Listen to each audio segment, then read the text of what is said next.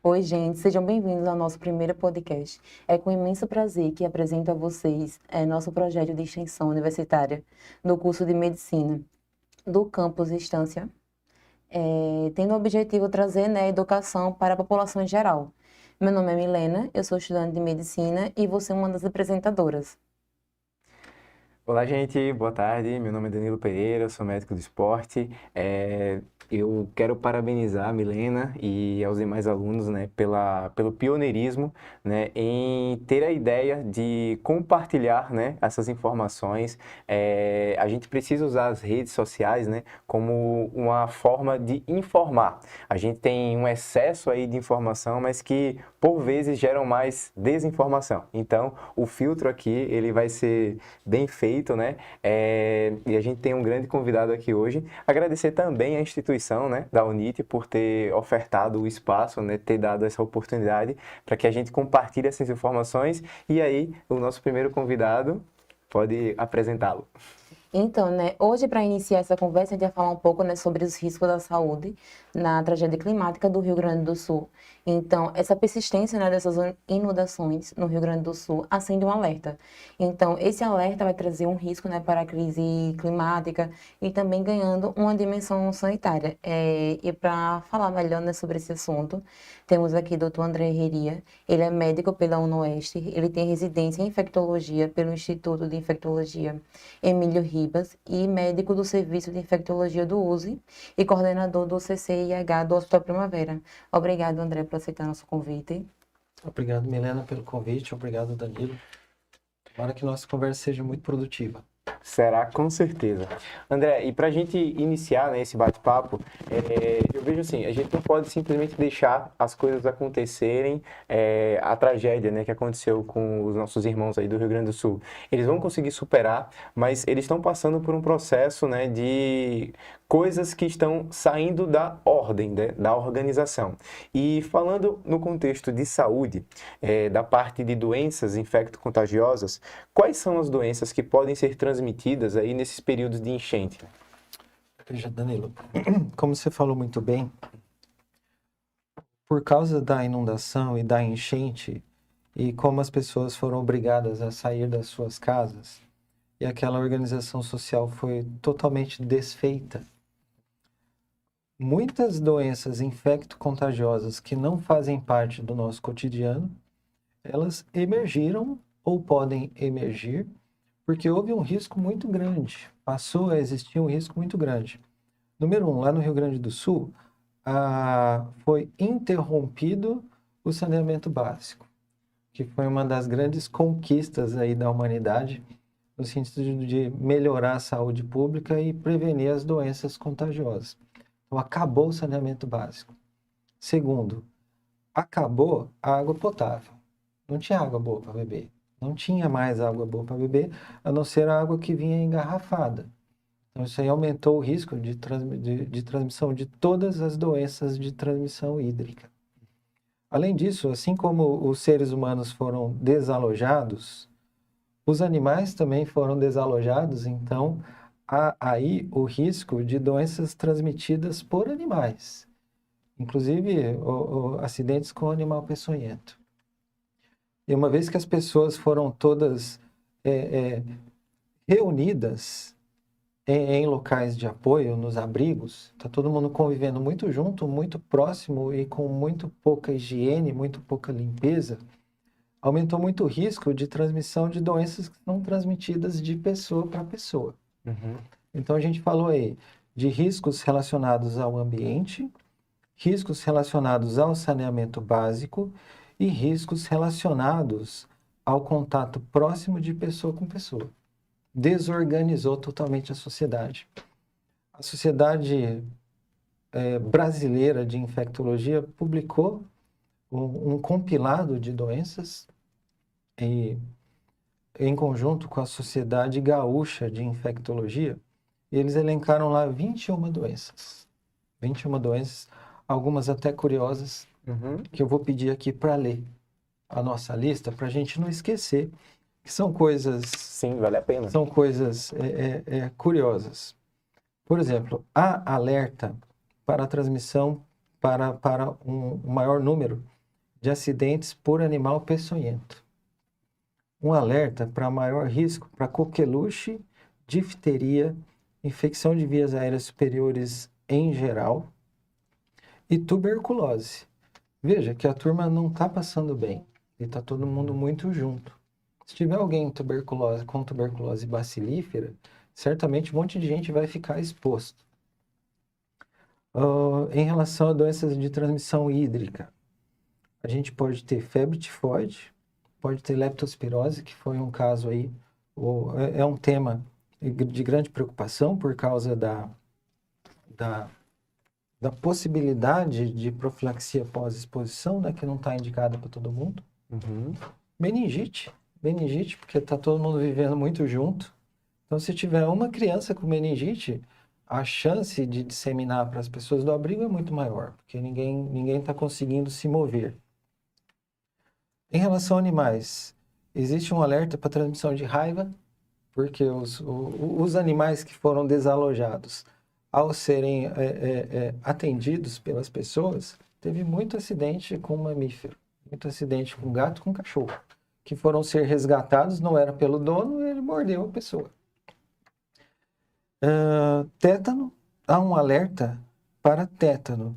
Imagina o tanto de gente que se machucou andando naquela água. Ao todo, são 21 doenças, das quais a gente pode falar um pouquinho mais ou um pouquinho menos, dependendo do que é mais importante e até mesmo do que é que a gente pode ter na população aqui de Aracaju, de Sergipe. Muito interessante, Você debatendo já me veio até um gatilho, né? Quando eu estava no ensino médio.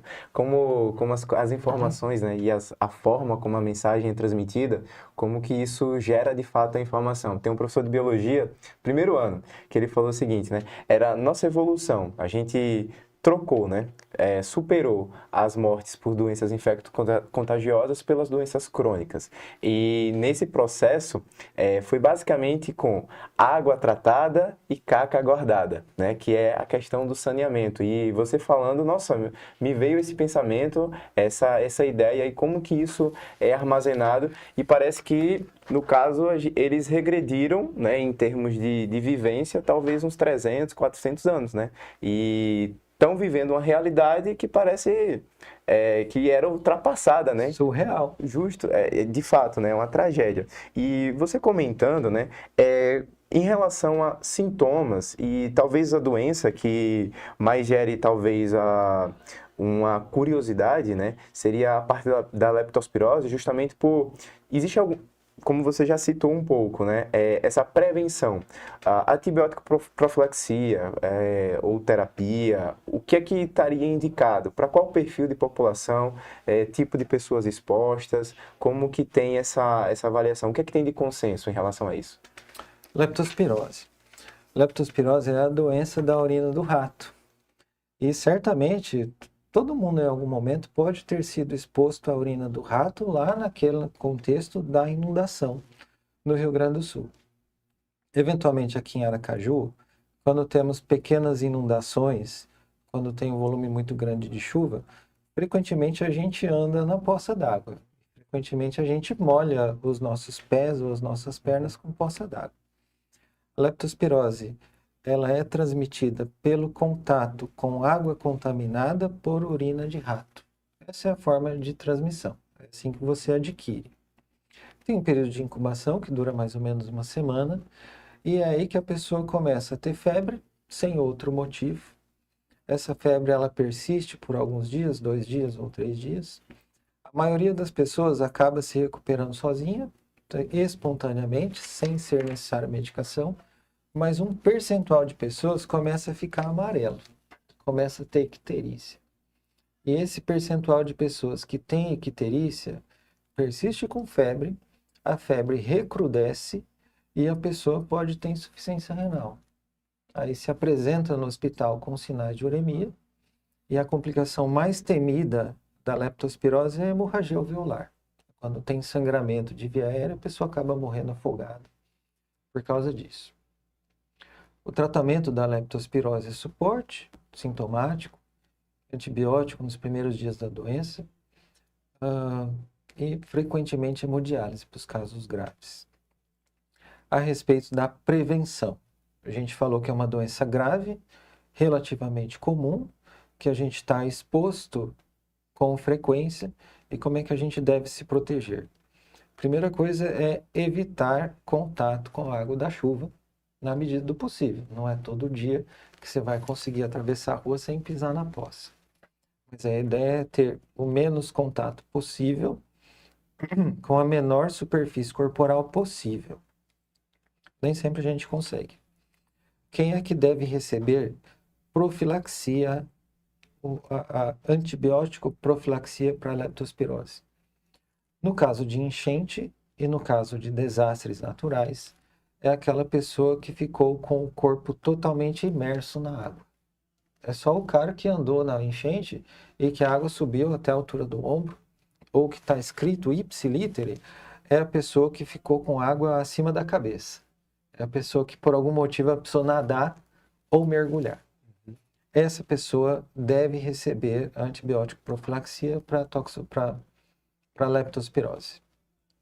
Outro grupo de pessoas que sempre vão receber e estão recebendo lá no Rio Grande do Sul são aqueles que tiveram exposição ocupacional à água da chuva, independente até da quantidade, que são os socorristas, os bombeiros e eventualmente os voluntários, que foram ajudar no resgate, que tiveram contato com a água da chuva por um período prolongado, que andaram no meio da enchente, andaram no meio das poças, andaram com água na cintura, ou às vezes até mais.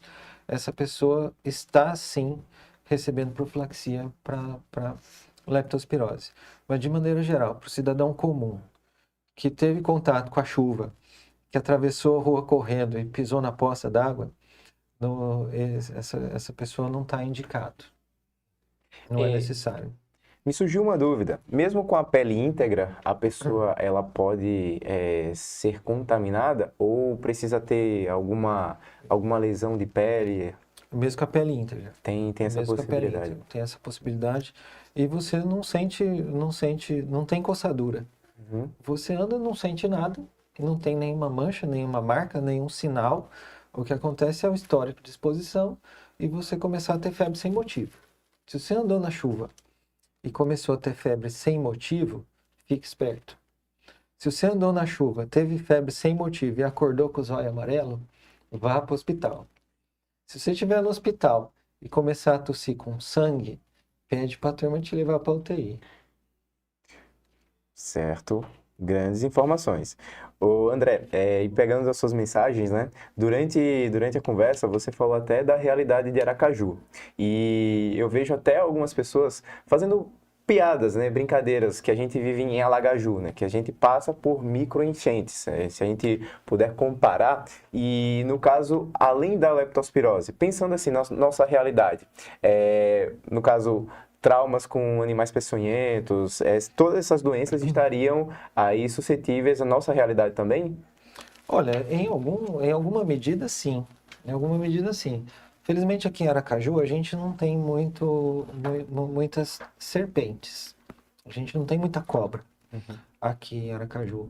E quando você tem um alagamento e você desaloja esses animais do habitat natural deles, aumenta o risco de ter acidente. Felizmente aqui na cidade de Aracaju não tem muita cobra.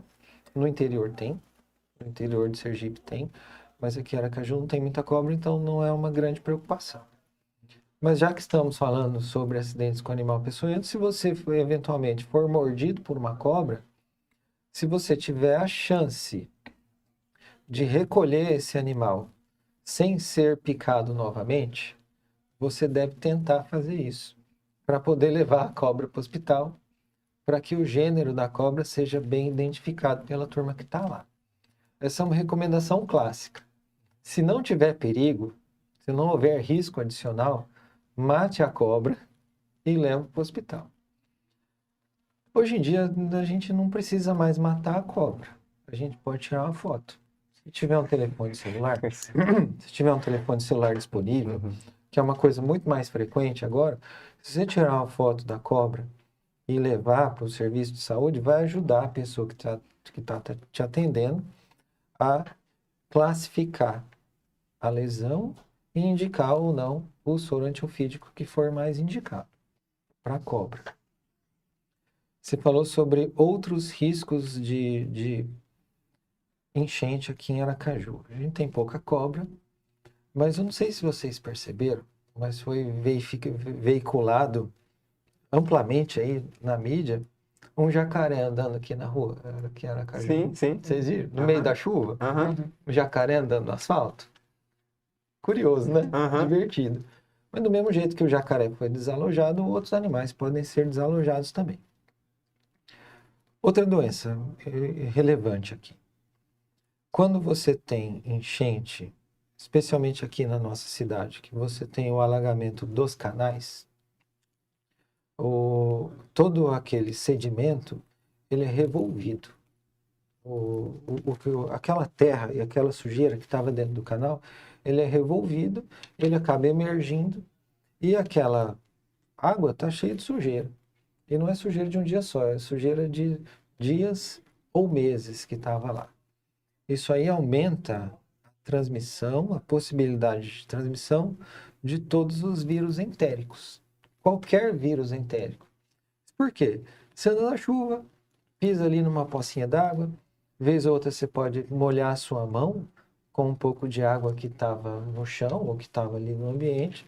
Dali a pouco você esquece, você não higieniza as mãos direito, como bom brasileiro, você coça os olhos. Ou então você passa a mão no nariz e passa a mão na boca. Então aumenta, sim, o risco de transmissão de todos os vírus entéricos. Inclusive, entre as doenças transmissíveis, a diarreia é a doença transmissível mais prevalente aqui em Aracaju. É muito mais prevalente do que a dengue, mesmo nessa época de arbovirose que a gente tem. Então tem que se cuidar para a higiene, para lembrar que a água suja, ela pode transmitir doenças e que frequentemente as doenças entram no nosso corpo pela nossa boca e pelo nosso nariz. Então vale a pena cuidar. Tem muito aprendizado. André, quando a gente fala nessas doenças, né, antes mesmo dos sintomas chegarem, a gente fica com aquele pensamento. O que é que a gente pode fazer de prevenção? E a gente citou, né, antibiótico profilaxia da leptospirose, que teria essas indicações, mas em termos de vacina, o que é que teria, assim, vacinas disponíveis para essa população, né, que, especificamente agora voltando para o pessoal do Rio Grande do Sul que está sobre essa catástrofe, o que é que teria de vacina mais recomendado, orientado para ter prevenção de alguma dessas doenças, né? As vacinas, indiscutivelmente, elas foram um grande avanço da humanidade, né? E aquelas doenças imunopreveníveis, de maneira geral, elas sumiram, deixaram de ser vistas com frequência e a gente entende até que elas não existem mais, né? Quando foi a última vez que a gente viu uma criança com sarampo? Faz muitos anos já. Isso até é um problema, porque se uma criança se apresentar com sarampo, não são todos os médicos que serão capazes de reconhecer porque nunca viram. Lá no Rio Grande do Sul, assim como no restante do Brasil, a adesão à vacinação e o percentual de pessoas vacinadas vem caindo, sabe? E tem sim um bocado de criança que não está protegida para sarampo, que não está protegida para difteria, que não está protegida para coqueluche, eventualmente, que é DPT, ou eventualmente não está protegido para tétano. A vacina de tétano, ela deve ser renovada a cada 10 anos a partir dos 15 anos. Se a gente fizer uma amostra, uma pequena amostra na população, a gente vai ver que mais da metade das pessoas não renovaram. Especificamente para o Rio Grande do Sul, o que é necessário, o que é muito salutar, o que é importante e está sendo realizado lá? É atualizar a carteira de vacinação de acordo com o Programa Nacional de Imunização de todo mundo que está exposto a essa desorganização social lá. Então, o que é que eles fazem? Eles entram no abrigo, a turma, os agentes de saúde ou o pessoal da unidade básica de saúde continuam trabalhando. Galera, Quem não está com a sua carteira de vacinação atualizada, levanta a mão, que a gente vai atualizar tudo isso agora. Porque está todo mundo dormindo junto aqui, e se uma criança tiver problema, 100 crianças podem ter problema amanhã. Olha que interessante. Então, respondendo de forma mais objetiva a sua pergunta. O que é que deve ser feito em relação à vacinação diante desse evento natural? É atualizar a carteira de vacinação de acordo com o Programa Nacional de Imunização, que já é bem completo já. O Programa Nacional de Imunização brasileiro, ele é muito completo. O que está faltando mesmo é adesão. Adesão. E agora a turma percebeu, agora que o bicho pegou, a turma falou, eu quero minha vacina, porque eu entendo que eu posso ter problemas de verdade. E a gente pode até passar por um déficit de abastecimento, né? Porque, assim, você tem uma alta demanda, mas talvez não tenha tantas doses, tantas vacinas, né? Mas se a gente puder reforçar, né? Vacinem-se. E eu falo de maneira recorrente lá para os pacientes. A gente toma vacina quando é criança porque o pai e a mãe estão mandando. Aí você vira adulto, esquece de tomar a vacina, de renovar, mas vocês precisam, né? Como a gente falou aqui, como o André falou aqui, pelo menos a cada 10 anos renovar ali do tétano e da hepatite B, né? E pais e mães, por favor, vacinem os seus filhos. Não dá para a gente regredir na história e começar a questionar o poder, o potencial das vacinas, né? Tem muita ciência, né, sendo investida para salvar as vidas e a gente está entendendo, né, nesse processo de desorganização que você agir antes da catástrofe, da coisa acontecer, é sempre mais assertivo, né? Sempre mais objetivo, mais claro. E para a gente talvez ultrapassar mais um ponto, né?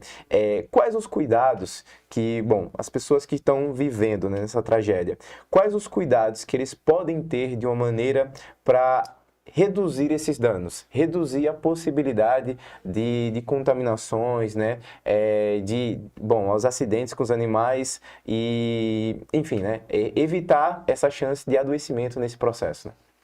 Veja, esse pessoal que foi desalojado, eles estão sob risco exatamente porque as medidas de prevenção que são corriqueiras da nossa vida, fazem parte do nosso cotidiano, elas estão sendo dificilmente aplicadas.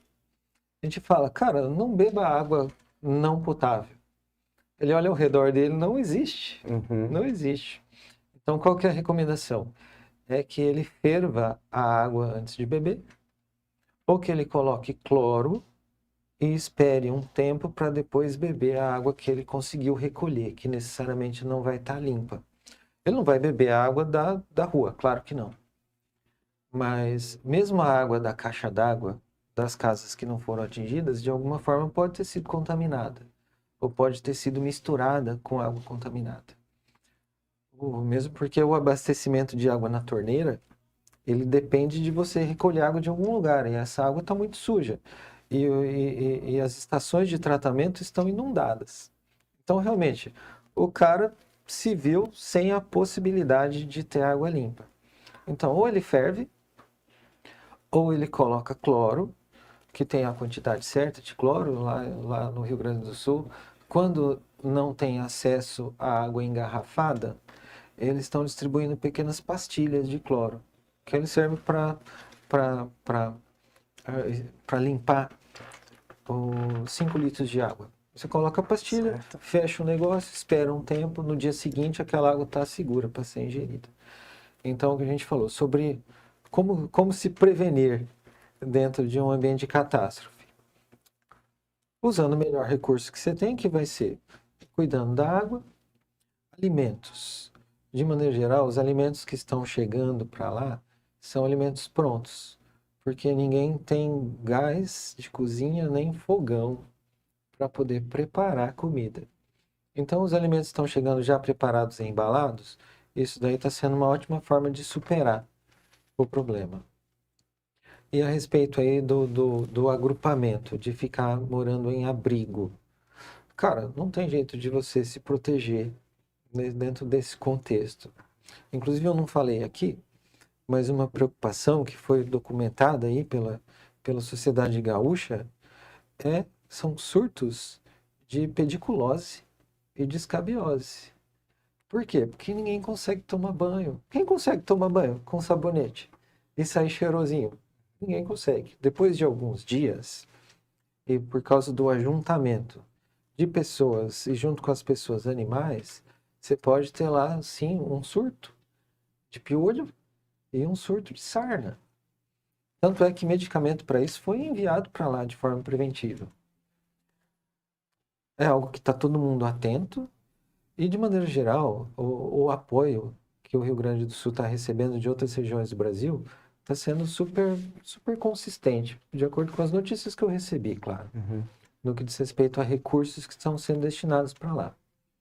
Os riscos foram identificados e as medidas protetivas possíveis, elas foram tomadas. Isso é muito legal, né? Isso é muito legal. Ao menos essa parte da humanidade, né, de você ter a empatia, né, pelo outro, né, eu acho que é isso que faz valer, pelo menos acreditar que tem um rumo, tem uma solução aí na nossa humanidade, né. Milena, você tem algum questionamento, algo a pontuar? Eu coloquei, né, esses 3 tópicos aqui, eu acho que a gente conseguiu discorrer de maneira bem satisfatória. Sim, foi muito bem discorrido. Eu acho que o principal, né, para essa comunicação mesmo com a comunidade, então vai ser a prevenção, né, que o senhor falou muito bem, a medida preventiva, tanto da vacinação como em outros tipos de medidas que faz com que a gente fique em alerta, a comunidade. Então, se passar por alguma situação específica ou estiver na situação, vai saber como agir. E outra coisa também que eu acho muito importante, assim, o senhor falou bem, é quando buscar uma ajuda médica. Por exemplo, aqui na nossa região, a gente tem alguns sintomas, o senhor falou, né? Então, quais são os sinais de alerta que vai fazer com que a gente busque alguma ajuda médica? Eu vou responder primeiro de forma genérica e depois baseado aí nas doenças que a gente elencou. O que a gente elencou aí, Danilo? Leptospirose, Foi diarreia. diarreia Isso. e o último foi Os quadros gripais, os quadros né? gripais em geral. Tá.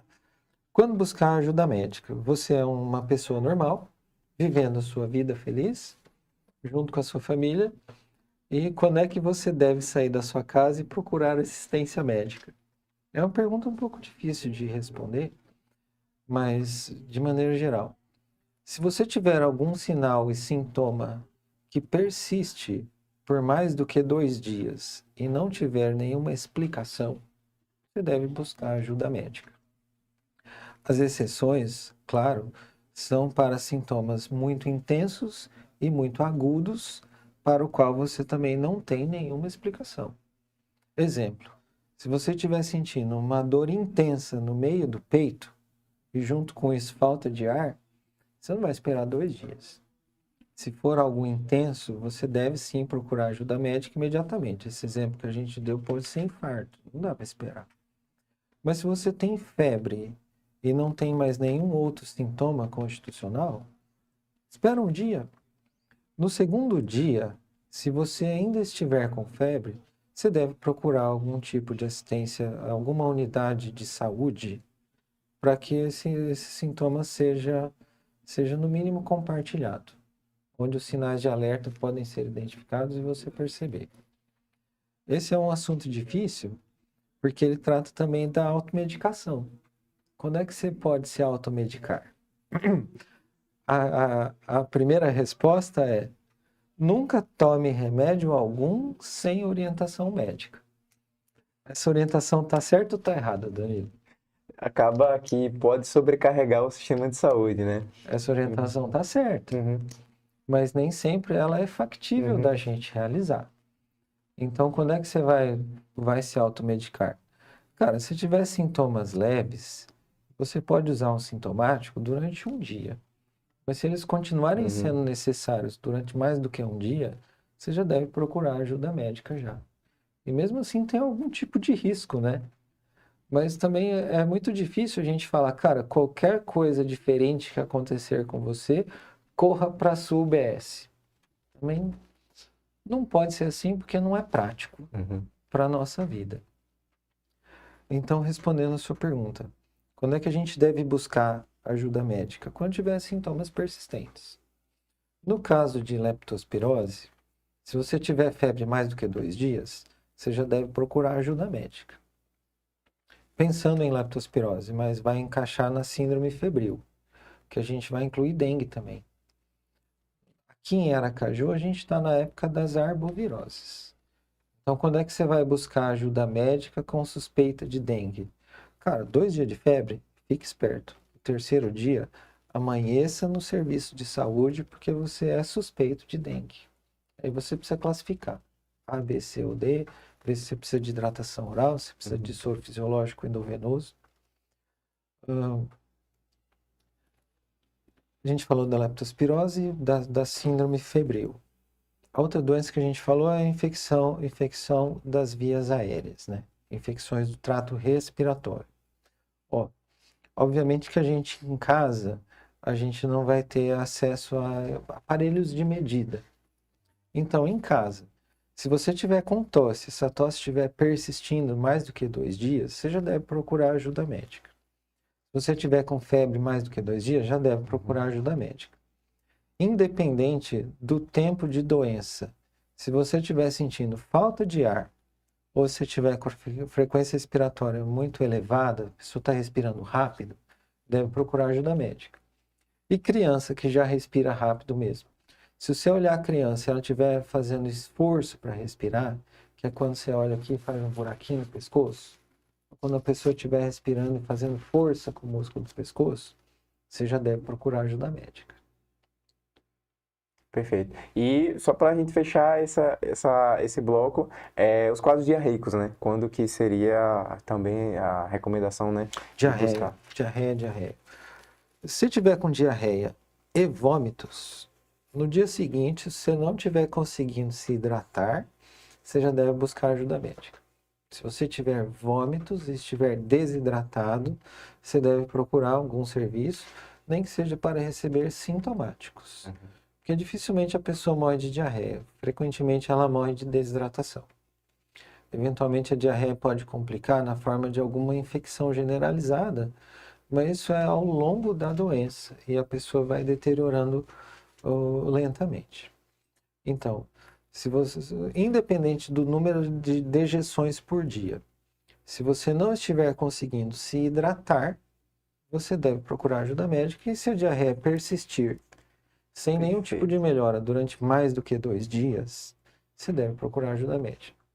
Em casos especiais, se você evacuar com sangue, você deve procurar ajuda médica no mesmo dia. Perfeito. André, quando você estava comentando, aí vem uns gatilhos e vem umas dúvidas, umas curiosidades. Em relação à dengue, né? Como está o cenário da atualização da vacina para dengue? Vacina de dengue. O Ministério da Saúde adquiriu uma grande quantidade de vacinas de dengue. Existem 3 vacinas. Dessas 3 vacinas, tem 2 vacinas que estão comercialmente disponíveis. A vacina que está mais popular, que é a vacina mais útil, que é uma vacina que ela pode ser aplicada em pessoas que já tiveram dengue ou que não tiveram dengue, que é essa que o governo adquiriu. Ele comprou todas que estavam disponíveis no mercado. Então, desabasteceu a rede privada. Então, para ajudar a responder, como é que está em relação à vacina de dengue? Número 1. A rede privada está desabastecida de vacinas de dengue porque o governo federal comprou na sua totalidade. O que o laboratório produz foi comprado na sua totalidade. A vacina de dengue está sendo distribuída para alguns municípios onde está ocorrendo surto de dengue, de forma a fazer medidas de contenção de surto ao redor do bairro ou ao redor do município. Exemplo, você está tendo muita dengue numa cidade. Você vacina todo mundo das cidades vizinhas, de tal forma que essa cidade não se torne um foco de disseminação de dengue no resto do país. No resto do estado, no resto do país. A mesma coisa pode ser aplicada para bairros. Então, a vacina de dengue está sendo dispensada preferencialmente para lugares onde está acontecendo surto. Conforme a temporada de dengue foi passando, o número de casos no Sudeste e no Centro-Oeste, que sofreu muito, foi diminuindo. Uma pequena quantidade de vacina veio para outros municípios do Brasil, inclusive Aracaju. E ao chegar em Aracaju, a vacina de dengue ela foi proposta para crianças entre 10 e 14 anos de idade, que é aquele grupo onde foi identificada a maior mortalidade, que é aquele grupo que merece receber a vacina, porque foi o grupo que merece, entre aspas, né? Esse grupo foi eleito para receber a vacina porque é o grupo onde mais pessoas morreram. Então, você quer proteger da morte antes de proteger da doença.